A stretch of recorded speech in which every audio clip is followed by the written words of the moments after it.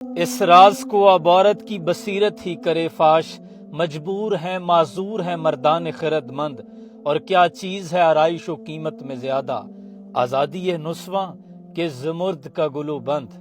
اس راز کو اب عورت ہی فاش کرے کہ اس کی یہ آزادی قیمتی ہے، یا وہ جو حیا کا تاج اسلام نے اس کے سر پہ سجایا تھا وہ قیمتی تھا۔ دو خواتین ناخن کاٹنے میں مصروف ہیں اور ایک خاتون پاؤں کے تلوے اور ایڑیاں صاف کرنے میں مشغول ہے۔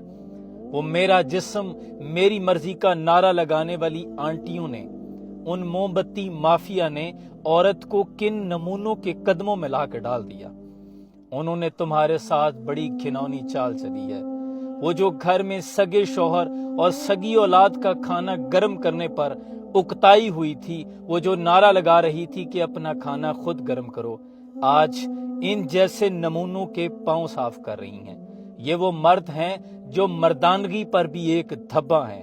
مردانگی صرف جنسی صلاحیت کا نام نہیں، مردانگی اسے کہتے ہیں جس مرد کے پہلو میں کوئی عورت بھی ہو تو خود کو محفوظ سمجھے، جس سے دوسری عورت ماں بہن بیٹی کی عزت اور آبرو محفوظ ہو۔ اس عورت کو ان جیسوں کے قدموں میں ڈالنے والی اس سوچ نے اس معاشرے کا کتنا نقصان کیا۔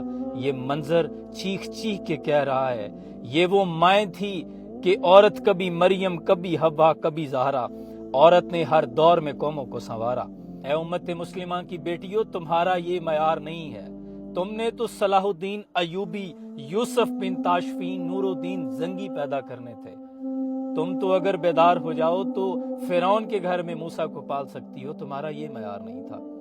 تمہاری اسلام نے جو عزت، جو پروٹوکول سیٹ کیا ہے، تم اگر بازار بھی نکلو تو دو چار قدم تم سے آگے چلنے والا، ہوشیار باش کہتا ہوا، بادب باملاحظہ کہنے والا کوئی ایسا مضبوط کندھا اور سہارا ہونا چاہیے کہ تمہارا کندھا کسی نامحرم کندھے کے ساتھ بھی پھیڑ نہ جائے۔